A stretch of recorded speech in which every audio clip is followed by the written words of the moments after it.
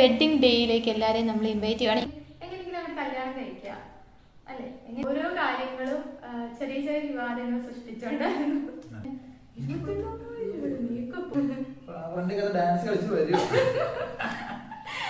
ഈ ഒച്ച കേട്ട് എനിക്ക് അതുവരെ എനിക്കൊരു പേടിയാണ്. നെഞ്ചിനകത്ത് പടപടപടപടം ഞാൻ കെട്ടിക്കോളാം.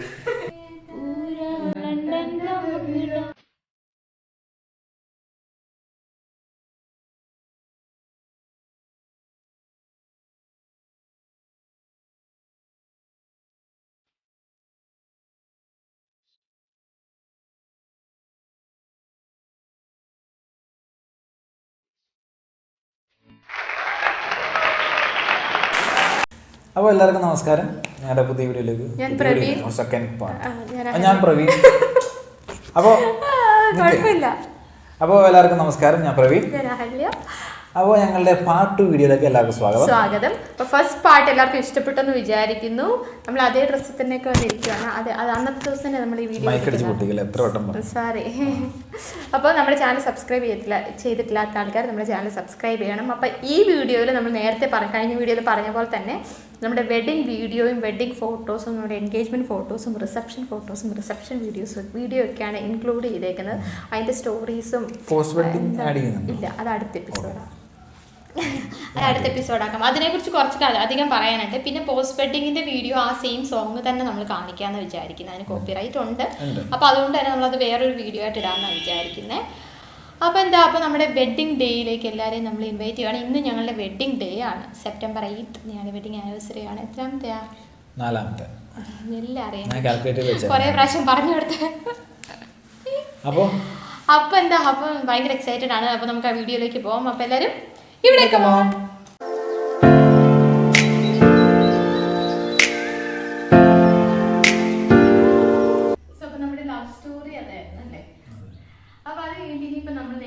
കല്യാണത്തിലേക്ക് വരണം. കല്യാണ ദിവസത്തിന് മുന്നേ തന്നെ കുറച്ച് എന്താ പറയുക, കല്യാണ പ്രിപ്പറേഷൻസ് ആണല്ലോ ഒരു ഭയങ്കരമായിട്ടൊരു കാര്യം. ചേട്ടനെ സംബന്ധിച്ച് ചേട്ടൻ അങ്ങനെ പ്രത്യേകിച്ച് ഒരു ആഗ്രഹവും ഇല്ല. ആക്ച്വലി എങ്ങനെയെങ്കിലും അവർ കല്യാണം കഴിക്കുക അല്ലെ? എങ്ങനെയെങ്കിലും ഈസി. അതായത് ഇപ്പം ഇങ്ങനെ ഓരോ ആൾക്കാർക്ക് അവരവരുടെ എന്റെ കല്യാണം.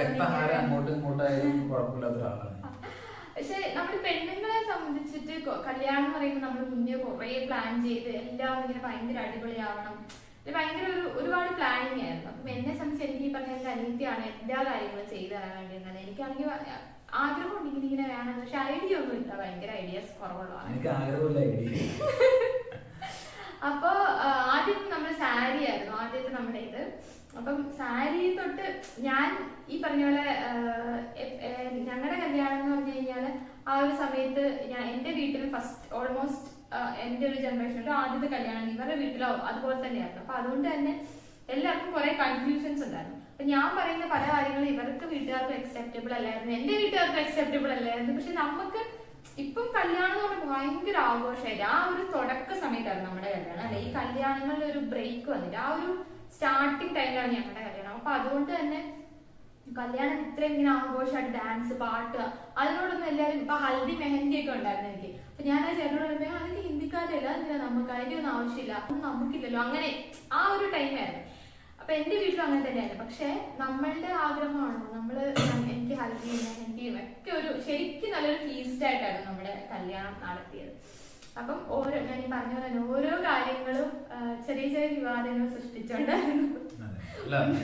ഒരു കുടുംബത്തിന്റെ ആദ്യ സംഭവം ചെറിയൊരു ഒരു ബുദ്ധിമുട്ടുണ്ടാവും. ആൾക്കാർക്കൊക്കെ നമ്മൾക്ക് ആദ്യമേ ഇതെന്ത് ഇങ്ങനെ കാണിക്കുന്നത് പറഞ്ഞ കാര്യങ്ങളൊക്കെ പിന്നീട് അവരൊക്കെ ചെയ്യാൻ തുടങ്ങി. ഞാനാണ് എന്റെ സാരി തൊട്ടൊരു വിവാദമായിരുന്നു. അപ്പൊ സാരിയുടെ ബ്ലൗസ്. അപ്പൊ എനിക്ക് ആ ഒരു സമയത്ത് കോൺട്രാസ്റ്റ് ബ്ലൗസ് ട്രെൻഡായിട്ട് വന്ന ഒരു ടൈമാണ്.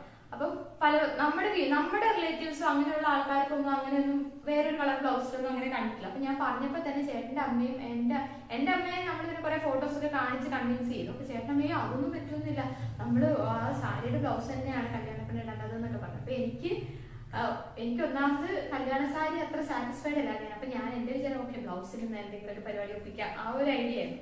പിന്നെ അത് കഴിഞ്ഞ ഒരു വിധത്തിൽ എല്ലാവരും പറഞ്ഞ് കൺവിൻസ് ചെയ്തു. അങ്ങനെ ഒരു ഗ്രീൻ ബ്ലൗസ് ആയിരുന്നു ഞാൻ കല്യാണത്തിന് ഇട്ടത്. പക്ഷെ ഞാൻ ഭയങ്കര സാറ്റിസ്ഫൈഡ് ആയിരുന്നു എന്റെ ഡ്രസ്സിലും എല്ലാത്തിലും.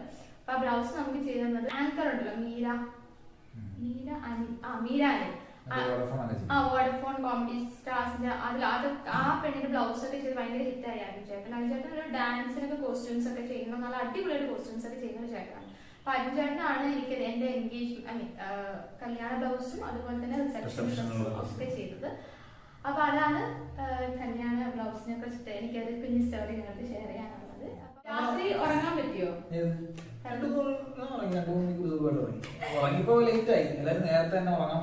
സാധാരണ എനിക്ക് ഉറങ്ങാൻ പറ്റുന്നില്ല. 4 മണിക്ക് മേക്കപ്പ് ചെയ്യാൻ പോണായിരുന്നു. അപ്പൊ 4 മണി തൊട്ട് മേക്കപ്പാണ് വിചാരിക്കരുത്. അപ്പൊ അവിടെ 2-3 ബ്രൈഡ്സ് ഉണ്ടായിരുന്നു. അപ്പൊ അതുകൊണ്ട് എനിക്ക് ഫസ്റ്റ് തന്നെ വേണമെന്ന് പറഞ്ഞിട്ട് ഞാൻ 4 മണിയായപ്പോ മേക്കപ്പ് ചെയ്യാം. അപ്പൊ ഞാൻ കിടന്നത് 2 മണിക്കോ 2:30ക്കോ എങ്ങാണ്ട. പക്ഷെ എന്നിട്ട് ഞാൻ 4 മണിക്ക് കൃത്യം ആരും എന്നെ വിളിക്കാതെ ഞാൻ എഴുന്നേറ്റ്. കാരണം എല്ലാ ബ്രൈഡ്സിനും അറിയാം, അവർക്ക് ആർക്കും അവരുടെ കല്യാണ ദിവസം ഉറങ്ങാൻ പറ്റില്ല. അതൊരു നഗ്നമായിട്ടൊരു സത്യമാണ്. ഞാനും ഉറങ്ങിയില്ല. പിന്നെ എന്റെ മേക്കപ്പിനെ കുറിച്ച് പറയട്ടെ, എങ്ങനെയുണ്ടായിരുന്നു? അടിപൊളി മേക്കപ്പ് ആയിരുന്നു. അപ്പൊ ഇവള് പറഞ്ഞു കുറച്ച് എക്സ്പെൻസീവ് ആയ മേക്കപ്പ് ആണ് ചെയ്യുന്നത്. അപ്പൊ ഞാൻ ഇതിന്റെ ആവശ്യമുണ്ടോ? ഞാൻ അനിസൻസാരിന്റെ അടുത്താണ് മേക്കപ്പ് ചെയ്തത്. അപ്പൊ 20,000 ആയിരുന്നു എന്റെ മേക്കപ്പിന്റെ ചാർജ്. അപ്പൊ ഞാനത് പറഞ്ഞപ്പോ തന്നെ മേക്കപ്പോ ഇത് അതെന്ത് മേക്കപ്പാ, നീ വേറെ ആളായി പോവോ എന്നൊക്കെ പറഞ്ഞ് ചേട്ടനും അനിയനും എന്നെ ഭയങ്കരമായിട്ട് കളിയാക്കിയായിരുന്നു. പക്ഷെ എനിക്ക് ഇപ്പൊ ഞാൻ നേരത്തെ പറഞ്ഞു, ഞാൻ അങ്ങനെ ഭയങ്കരമായിട്ട് ഇങ്ങനെ ഒരുങ്ങി അത് എനിക്ക് അറിഞ്ഞുകൂടാ. മേക്കപ്പ് ചെയ്യുന്ന ആൾക്കാരുടെ എനിക്ക് ഭയങ്കര റെസ്പെക്ട് ആണ്. അതൊരു പ്രത്യേക ആർട്ടാണ്. I am very weak in that. എനിക്ക് ഒട്ടും അങ്ങനത്തെ സെൻസിൽ എനിക്ക് ചെയ്യാറില്ല. അതുകൊണ്ട് തന്നെ ഞാൻ ചെയ്യാറില്ല. അപ്പൊ കല്യാണം എന്ന് പറയുമ്പോൾ അങ്ങനെയല്ലല്ലോ, നമുക്ക് ഭയങ്കര എക്സ്പെക്ടേഷൻസ് ആണല്ലോ. അപ്പം ഇപ്പം ഒരുപാട് മേക്കപ്പ് ആർട്ടിസ്റ്റ്, ഇപ്പൊ ഒരു 5 വർഷം കൊണ്ട് മേക്കപ്പ് ആർട്ടിസ്റ്റുകൾ ഒത്തിരി പേര് എമർജ് ചെയ്തതാണ്. അപ്പൊ എന്റെയൊക്കെ ആ സമയത്ത് അനീസ് അൻസാരി ആയിരുന്നു വൺ ഓഫ് ദ എല്ലാവരും എന്താ പറയുക ഡേറ്റ് കിട്ടാൻ വേണ്ടി എന്തായാലും നല്ല അടിപൊളിയായിട്ട് മേക്കപ്പ് വന്നത് ചുമ്മാ ഒരു വരവായിരുന്നില്ല. അപ്പൊ അത് എങ്ങനെയാണ് ഡാൻസ് ഒക്കെ ഒരു പന്തലൊക്കെ കെട്ടി മാലകളൊക്കെ വെച്ച് സർപ്രൈസ് ആയിപ്പോയി. ഞാൻ ഒട്ടും ഞാൻ പെട്ടെന്ന് പാട്ട് കേൾക്കുന്നു, അപ്പൊ എല്ലാരും പുറകോട്ട് പോകുന്നു. നോക്കുമ്പോ ഒരു പൂക്കളൊക്കെ ഇങ്ങനെ തോരണം തൂക്കിയിട്ട് ഫ്രണ്ടിൽ ഡാൻസ് കളിച്ച് വരും. അപ്പൊ എന്റെ അമ്മയൊക്കെ പറഞ്ഞു നിനക്ക് ഒരു ടെൻഷൻ ഉണ്ടാവില്ലേ? പക്ഷെ എനിക്കറിയില്ല, എനിക്ക് ഒരു ടെൻഷനും ഇല്ലായിരുന്നു. ഞാൻ ഭയങ്കര എക്സൈറ്റഡ് ആയിരുന്നു. സത്യം പറഞ്ഞാൽ ഭയങ്കര ഹാപ്പി ആയിരുന്നു. ഞങ്ങൾ അങ്ങനെ അത്രയും ഒരു എക്സ്പെക്ട് ചെയ്ത് ഞങ്ങളുടെ കല്യാണം എന്ന് പറഞ്ഞത് അത്ര ഇങ്ങനെ എന്റെ ഫാമിലിയാണ് ഇവരുടെ ഫാമിലിയാണ് മൊത്തത്തിൽ ഞങ്ങളുടെ 2 ഫാമിലി ഒരു ആദ്യത്തെ അല്ലെങ്കിൽ കുറെ നാളുകൾക്ക് ശേഷമുള്ള ഒരു കല്യാണമാണ്. അപ്പൊ ഇവരുടെ ഫാമിലിയിലും ഭയങ്കര കസിൻസ് എല്ലാവരും കൊടുത്തിട്ട് എക്സൈറ്റ്മെന്റ് എന്റെ അല്ല. അപ്പൊ അതുകൊണ്ട് തന്നെ നമ്മൾ ഭയങ്കര ഹാപ്പി ആയിട്ടുള്ള ഒരു കല്യാണമായിരുന്നു. ഞാനിങ്ങനെ ഡാൻസ് കളിച്ച് ഞങ്ങള് ഭയങ്കര അതെ. പക്ഷെ ഞാനിങ്ങനെ വന്നിട്ട് പന്തലോട്ട് നോക്കിയപ്പോഴത്തേക്ക് ചേട്ടനില്ല. സാധാരണ നമ്മൾ സിനിമയിലൊക്കെ കാണുന്നത് പെണ്ണിനെ കാണുന്നത് പന്തലിൽ ചെറുക്കനെ ഇരിക്കുകയാണ്. പക്ഷെ ചേട്ടനില്ല. ചേട്ടൻ നേരത്തെ വന്നപ്പോ എനിക്ക് വേറൊരു കാര്യമുണ്ട്, ഇത് ആർക്കും അറിയാത്തൊരു കാര്യം കേട്ടോ. ബാക്ക് സ്റ്റേജിലാണ്. അപ്പൊ ഞാൻ ബാക്ക് സ്റ്റേജിൽ നിൽക്കുക. നമ്മുടെ നസ്രിയയുടെ കാര്യം പറയുന്നത് ചേട്ടൻ വന്നു. അപ്പൊ എന്റെ സ്റ്റുഡൻസ്, ഞാൻ MSc പഠിപ്പിക്കും, എന്റെ സ്റ്റുഡൻസ് എല്ലാവരും ഉണ്ട് അവിടെ. അപ്പൊ ചേട്ടൻ കയറി വരുന്ന സീനൊക്കെ അവരെനിക്ക് വാട്സാപ്പിലൊക്കെ അയച്ചു തരും. അത് പ്രവീൺ ചേട്ടൻ വന്നു, മിസ് ചേട്ടൻ വന്നു എന്നൊക്കെ പറഞ്ഞിട്ട് ഫോട്ടോ അയച്ചു. അപ്പൊ ഈ മറ്റേ കൊട്ടുമേളുണ്ട് അതൊക്കെ വെച്ചില്ല ചേട്ടന് കേട്ടിക്കൊണ്ട് വന്നു. ഈ ഒച്ച കേട്ടത് എനിക്ക് അതുവരെ എനിക്കൊരു പേടിയാണ്. നെഞ്ചിന്റെ അത്ര പടപടപടപടം. ഞാൻ അങ്ങോട്ടും ഇങ്ങോട്ടും ഇങ്ങനെ നടക്കുക, എന്താ ചെയ്യേണ്ടതെന്ന് അറിയില്ല. പക്ഷെ എങ്ങനെയൊക്കെയോ. പക്ഷെ അത് കഴിഞ്ഞിട്ട് ഈ പറഞ്ഞ പൂമാല രാത്തൊക്കെ ഞാൻ കയറി വന്നപ്പോഴത്തേക്ക് എനിക്ക് ടെൻഷനൊക്കെ പോയി. എന്റെ കസിൻസാണ്, എന്റെ അനിയന്മാരാണ് അത് ഇങ്ങനെ 4 സൈഡിൽ പിടിച്ച്. പിന്നെ എന്റെ അനിയത്തി, എന്റെ കസിൻസ് 2 രാജ അമലു, പിന്നെ അമൃത ശ്രീകുട്ടി, അതെന്റെ കസിൻ. ഇവർ ഇത്രയും പേരാണ് ഡാൻസ് കളിച്ചെന്നെ കൊണ്ടുവന്നത്. എന്നേട്ടാ അങ്ങനെ കൊണ്ടുവന്ന് പന്തല് കയറി. ഇനി താലി കെട്ടിയതിനെ കുറിച്ച് അല്ലേ? എനിക്ക് ഇവക്ക് കുറച്ചെങ്കിലും പേടി വന്നു. എനിക്ക് ഒട്ടും പേടി ഉണ്ടായില്ല. മേളമൊക്കെ ഞാൻ കേൾക്കുന്നുണ്ട്, ഒരു പ്രശ്നമില്ല. കയറി വരാൻ പറഞ്ഞു, സ്റ്റൈലായിട്ട് കയറി ചെന്നു താലി കെട്ടാൻ പറഞ്ഞു. അപ്പൊ എല്ലാരും താലി കെട്ടുന്നതിന് മുന്നേ ചോദിക്കില്ല താലി കെട്ടാൻ അറിയാമോ, ഇങ്ങനെ 3 കെട്ട് കെട്ടണം 4 കെട്ട് കെട്ടണം. ഞാൻ പറഞ്ഞു ഞാൻ കെട്ടിക്കോളാം, കെട്ടിക്കോളാം, കുഴപ്പമൊന്നുമില്ല. താലിയും കെട്ടി നൈസായിട്ട് കവർ ചെയ്തിട്ടുണ്ട്. അപ്പൊ നമ്മൾ ഇപ്പം സംസാരിച്ചിട്ട് എവിടെ വെച്ച കല്യാണം പറഞ്ഞില്ല. കളമശ്ശേരി മുനിസിപ്പൽ ടൗൺ ഹാൾ വെച്ചിട്ടാണ് നമ്മുടെ കല്യാണം. പിന്നെ നമ്മൾ റിസപ്ഷനെ കുറിച്ച് പറയാം. റിസപ്ഷൻ നടന്നത് DD റിട്രീറ്റിലാണ്. ഞാൻ പറഞ്ഞില്ല, ഞാൻ നേരത്തെ പോയിട്ടുണ്ടെങ്കിലും ഇതിന് വേണ്ടി കല്യാണത്തിന് വേണ്ടി എന്നാൽ റിസപ്ഷനിന് വേണ്ടി ഞാൻ അത് പോയി കണ്ടിട്ടില്ല. എനിക്ക് ഓർമ്മയുണ്ട് ഹോള് കാണാൻ വേണ്ടി കിച്ചു, അമ്മ, അച്ഛൻ, അനന്തു എന്തൊക്കെയാ പോയത്. അതൊക്കെ നിങ്ങള് ഞാൻ കല്യാണം കെട്ടാൻ വേണ്ടി അതൊക്കെ അപ്പൊ അവനെല്ലാം എല്ലാ കാര്യങ്ങളും അവൻ തന്നെയാണ് അറേഞ്ച് ചെയ്തത്. അപ്പൊ എന്റെ റിസപ്ഷൻ ഡ്രസ് മോഡേൺ ഓസ്റ്റർ അല്ലേ, ആ ഒരു കടയിൽ നിന്നാണ് സ്റ്റിച്ച് ചെയ്ത് അടിപൊളിയായിട്ട് സ്റ്റിച്ച് ചെയ്ത് നല്ല പെർഫെക്റ്റ് ഫിറ്റ് ആയി. എന്റെ റിസപ്ഷൻ ഡ്രസ് ആണ് നേരത്തെ പറഞ്ഞ ചേട്ടൻ തന്നെയാണ് ചെയ്തത്. ഫുൾ ഹാൻഡ് വർക്ക് ഒക്കെ ചെയ്തത്. ഭയങ്കര ഇഷ്ടപ്പെട്ട എനിക്ക് ഡ്രസ്സും എല്ലാം എനിക്ക് ഭയങ്കര ഇഷ്ടപ്പെട്ടു. റിസപ്ഷൻ എന്ന് പറയുകയാണെങ്കിൽ നമ്മള് 5 o'clock അറേഞ്ച് ചെയ്തത്. 5:08 ആണ് പറഞ്ഞത്. അപ്പൊ ആൾക്കാർ ഏകദേശം 5:30 ആയപ്പോ ആൾക്കാര് നിറഞ്ഞു തുടങ്ങി. അപ്പൊ നമ്മളറിയാലോ നമ്മുടെ മുതിർന്ന ആൾക്കാർ വിളിയോട് വിളിയാണ്. ഞാൻ എന്റെ വീട്ടുകാരോടൊക്കെ പറഞ്ഞിട്ടുണ്ട്, വീട്ടിലുള്ള വീട്ടുകാരോട് പറഞ്ഞിട്ടുണ്ട്. ഇപ്പൊ ഇവരെത്തിയിട്ടില്ല, ഇവരുടെ വീട്ടുകാർ വരുമ്പോ കേറാന്നുള്ള ഒരു പരിപാടി ഒരുമിച്ച് കയറാം, ഗ്രാൻഡ് എൻട്രി കൊടുക്കാന്നുള്ള രീതിയിലായിരുന്നു. പക്ഷെ നമ്മുടെ പഴയ ആൾക്കാര് വിളിച്ചോണ്ടിരിക്കുക ഇവിടെ 5 മണിക്ക് ആൾക്കാർ വന്നിരിക്കാൻ തുടങ്ങിയതാണ് മനസ്സിലാന്നൊക്കെ പറഞ്ഞു. അപ്പൊ എൻട്രി ഡാൻസ് ഒക്കെ ഉണ്ടായിരുന്നു, പക്ഷെ അത് നമുക്ക് അറിയത്തില്ലായിരുന്നു. അതെ, അതൊക്കെ അറിയില്ലായിരുന്നു. ഡാൻസ് ഉണ്ടെന്ന് അറിയാം, പക്ഷെ നമ്മളിങ്ങനെ എക്സ്പെക്ട് ചെയ്തിട്ടൊന്നും ഉണ്ടായിരുന്നില്ല. അനിങ്ങനെ പറയുന്നുണ്ട് ആ സമയം ആകുമ്പോഴത്തേക്ക് എല്ലാരും വരട്ടെ, ഡാൻസ് ഒക്കെ ഉണ്ട്. നമ്മളൊരു 6 മണിയൊക്കെ ഉണ്ടെന്നൊക്കെ പറഞ്ഞു. അപ്പൊ നമ്മളിങ്ങനെ പരമാവധി വേദശയിൽ മഴയൊക്കെ ഉണ്ടായിരുന്നു. ഇപ്പൊ ഇവരെ ആൾക്കാരെ വിളിച്ചു ചോദിക്കുന്നുണ്ട് എവിടെ എത്തി. ഇപ്പൊ ഒരുമിച്ച് വന്ന് ഒറ്റ എൻട്രി എല്ലാരും കാണണമല്ലോ നമ്മുടെ വീട്ടിലാണ്. അവസാനം നമ്മളവിടെ ചെന്ന് ഇറങ്ങിയപ്പോ തന്നെ ആ പാട്ട് ഇത് എക്സാജറേഷൻ അല്ല. ആ പാട്ട് ഇപ്പൊ കേട്ടാലും പെട്ടെന്ന് ഒരു ബ്യൂട്ടിഫുൾ ആയിട്ട് ഫ്രണ്ടിൽ ഡാൻസ് ചെയ്യുവാണ്, വെൽക്കം ചെയ്യുവാണ്, അടിപൊളിയായിട്ട് ഡാൻസ് ചെയ്തു. അപ്പൊ ആ ഒരു ഇമേജ് നമ്മുടെ മനസ്സിലോട്ട് ഇങ്ങനെ കേറി വരണം. എപ്പോ ആ പാട്ട് കേട്ടാലും ഭയങ്കര അടിപൊളിയായിരുന്നു. അങ്ങനെ നമ്മള് കേറി. പിന്നെ അന്ന് പിന്നെ ഇവിടെ കസിൻസിന്റെ ഡാൻസ് ഉണ്ടായിരുന്നു, ഞങ്ങളുടെ ഡാൻസ് ഉണ്ടായിരുന്നു. പിന്നെ ഫുൾ അടിപൊളിയായിരുന്നു. നമ്മുടെ റിസപ്ഷൻ ആണെങ്കിലും കല്യാണം ആണെങ്കിലും എല്ലാം ഭയങ്കര അടിപൊളിയായിരുന്നു. ഞങ്ങള് ഭയങ്കര ഹാപ്പി ആയിരുന്നു കേട്ടാ. അപ്പൊ ആ വീഡിയോ ആണ് ഈ റിസപ്ഷന്റെ വീഡിയോ കൂടെ നമ്മൾ കാണിച്ചു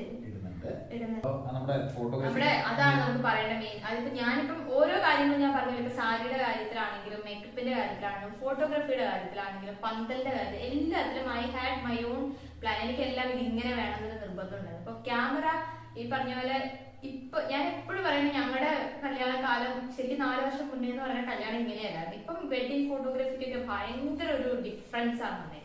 ഞങ്ങളുടെ സമയത്ത് അതിന്റെ ഒരു സ്റ്റാർട്ടിങ് ആണ്. അപ്പൊ അതുകൊണ്ട് തന്നെ ഈ പറഞ്ഞ പോലെ നമ്മൾ വെഡിങ് ഫോട്ടോഗ്രാഫിക്ക് വേണ്ടി ഒത്തിരി പൈസ ചെലവാക്കാന്നൊക്കെ പറയുന്നത് ഭയങ്കര ഒരു ഞെട്ടലായിരുന്നു. അപ്പൊ എനിക്ക് എന്റെ ഒരു വെഡിങ് ഫോട്ടോഗ്രാഫി ബാക്കി കാര്യങ്ങളൊക്കെ നമ്മൾ അറിഞ്ഞു വന്ന ഈ സോഷ്യൽ മീഡിയ കാരണമാണ്. അതൊക്കെ നമ്മുടെ കല്യാണം കഴിഞ്ഞാണ് കൂടുതലും ഈ ഇൻസ്റ്റയും. അപ്പൊ എനിക്ക് ഈ പറഞ്ഞ പോലെ അധികം വേറെ ആൾക്കാരൊന്നും പരിചയമില്ല. പക്ഷെ എനിക്ക് ഈ പറഞ്ഞ ഒരു കോൺഫിഡൻസ് വേണം. ഇവര് നല്ല ഇപ്പം മേക്കപ്പിന്റെ കാര്യം പറഞ്ഞ പോലെ തന്നെ ഇവര് നന്നായി ചെയ്യുന്ന അറിയുവാണെങ്കിൽ എത്ര രൂപ മുടക്കും അതേ ഞാൻ എടുക്കത്തുള്ളൂ. കാരണം കല്യാണം ജീവിതത്തിൽ ഒറ്റ പ്രാവശ്യം നടക്കുന്ന ഒരു കാര്യമാണല്ലോ. അപ്പം എന്റെ ഫ്രണ്ട് ഉണ്ട് ടെറൻസ്. അപ്പം ആള് ഫിലിം ഫീൽഡിലൊക്കെ കുറച്ച് കാര്യങ്ങളൊക്കെ ചെയ്തുകൊണ്ടിരുന്നതാണ്. അപ്പൊ അവർക്ക് ഫോട്ടോസ് എടുക്കും. ഞങ്ങളുടെ പണ്ടോട്ടെ ഫോട്ടോസ് ഒക്കെ എടുക്കാറുണ്ട്. അപ്പൊ അവർ വെഡിങ് ഫോട്ടോഗ്രാഫി സ്റ്റാർട്ട് ചെയ്തൊരു സമയമായിരുന്നു ആ ഒരു ടൈം. അപ്പൊ എനിക്ക് അവന്റെ അടുത്ത് എനിക്ക് ഭയങ്കര വിശ്വാസമാണ്. കാരണം നന്നായിട്ട് ചെയ്തു തരുന്നത് എനിക്ക് 100% ഉറപ്പുള്ള കാര്യമായിരുന്നു. അപ്പൊ ഞാൻ ഇതിനെ റേറ്റ് ചോദിച്ചപ്പോൾ അവർക്ക് ഭയങ്കര റേറ്റ്. അപ്പൊ എനിക്ക് ഡ്രോൺ വേണം. ആ സമയത്തൊക്കെ ഡ്രോൺ ഒക്കെ ഉള്ള റേർ എന്റെ വീട്ടിൽ ഡ്രോൺ എന്ന് പറഞ്ഞപ്പോൾ അറിയത്തേ ഇല്ലായിരുന്നു എന്താ ഡ്രോൺ എന്ന് ചോദിച്ചു. അപ്പൊ എനിക്ക് അതൊക്കെ വേണം, എല്ലാം അടിപൊളിയായിട്ട് ചെയ്യണം എന്നായിരുന്നു എന്റെ ആഗ്രഹം. അപ്പൊ ഡ്രോണൊക്കെ ആയിട്ട് വന്നപ്പോ ഏകദേശം ഒരു 2 ലക്ഷത്തിനടുത്തായിരുന്നു നമ്മുടെ വെഡിങ് ഫോട്ടോഗ്രാഫിയുടെ പൈസ. അപ്പൊ അതെങ്ങനെ കോമ്പൻസേറ്റ് ചെയ്യുമ്പോൾ എനിക്ക് ഇവര് തന്നെ വേണം തരണം. അങ്ങനെ ഞാൻ ചേട്ടനെ കൺവിൻസ് ചെയ്തു, നമുക്ക് ഷെയർ അങ്ങനെ നമ്മള് അങ്ങനെ ഫോട്ടോഗ്രാഫി അവർക്ക് കൊടുത്തു. പക്ഷെ അതില് വി ആർ 100% സാറ്റിസ്ഫൈഡ് അല്ലേ? അതിനെ കുറിച്ച് പറയാം. അത് ഔട്ട് വന്നപ്പോ ഇപ്പൊ ആൾക്കാർ പലരും പറഞ്ഞത് ഇത്ര റേറ്റ് ആണല്ലോ, പക്ഷെ ഔട്ട് വന്നപ്പോ എക്സലന്റ് ആയിരുന്നു. ഹൈലൈറ്റ് വീഡിയോസ് ഒക്കെ അടിപൊളിയാണ്. ഇപ്പോഴും ഞങ്ങൾ ഭയങ്കര സാറ്റിസ്ഫൈഡ്. ഞങ്ങൾ എല്ലാ വർഷവും ഞങ്ങളുടെ വെഡിങ് ആനിവേഴ്സറിക്ക് രാവിലെ ഞങ്ങളുടെ വീഡിയോ ആണ്. അത് ഇതുവരെ ഞങ്ങൾ ചെയ്തിട്ടില്ല, മുടങ്ങിയിട്ടില്ല. അത്രയ്ക്കും ഒരു എത്ര പ്രാവശ്യം കണ്ട ഞങ്ങളുടെ സോങ് അടിപൊളിയായിട്ട് എഡിറ്റ് ചെയ്ത് വെച്ചിട്ടുണ്ട്. പക്ഷെ നമുക്കത് ഇടാൻ പറ്റുന്നില്ല. അതെ, ആ പാട്ടിൽ തന്നെ ആ വീഡിയോ കാണും. ഇത്രയും നമ്മൾ പറഞ്ഞു, ഇനിയിപ്പോ നമ്മൾ ആ വീഡിയോ കാണിക്കാൻ പോവാ. അപ്പൊ ആ പാട്ടിൽ തന്നെ സീതാ കല്യാണിന്റെ സോളോയിലെ പാട്ടാണ് ഇട്ടേക്കുന്നത്. അപ്പൊ അത് ആ പാട്ടിൽ തന്നെ കാണുന്നുണ്ട്. പിന്നെ ഇനി നമ്മളുടെ പിന്നെന്താ ഇനി അങ്ങോട്ട് ആദ്യ രാത്രിയൊക്കെയാണ്, ഒന്നും പറയാൻ പറ്റത്തില്ല. അപ്പൊ ഞങ്ങൾ നേരെ ചേട്ടൻ വീട്ടിലോട്ട് പോയി. അങ്ങനെ ഞങ്ങളുടെ ജീവിതം ആരംഭിച്ചു. സെപ്റ്റംബർ 8, 2017. അതെ. അപ്പൊ ഇതാണ് ഞങ്ങളുടെ മാരേജ് സ്റ്റോറി. ഇപ്പൊ കല്യാണത്തിന് അന്ന് വന്ന് സഹകരിച്ച എല്ലാവർക്കും ആക്ച്വലി വർക്കിംഗ് ഡേയിലായിരുന്നു നമ്മുടെ കല്യാണം. പക്ഷെ എന്നിട്ട് നല്ല ആളുണ്ടായിരുന്നു, ഇഷ്ടംപോലെ ആൾക്കാരുണ്ടായിരുന്നു, ഭയങ്കര ഹാപ്പി ആയിരുന്നു. അത്രേ ഉള്ളൂ. ഞങ്ങൾ പോട്ടെ. അപ്പം ബൈ.